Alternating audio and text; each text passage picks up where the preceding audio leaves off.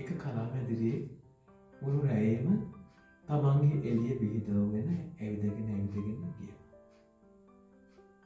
මේ කලාමැදිරිය අල්ලන්න සර්පෙක් මුළු රැය පුරාම කලාමැදිරිය පස්සේ හඹා ගියා. හැබැයි මේ කලාමැදිරියගේ යාළුවෙක් තමයි මේ සර්පයා. කලාමැදිරියට හොඳටම මහන්සි.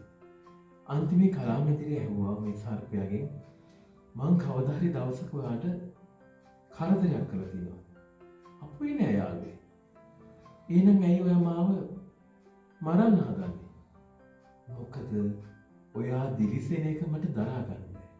ඔයා දිලිසි යනකොට මට මගේ ඉරිසියාව දරා ගන්න බෑ කියලා කිව්වා. මතක තියාගන්න. ඔයාගේ ළඟම යාළුවගෙන් තමයි ඔයා පරිස්සම් වෙන්නේ.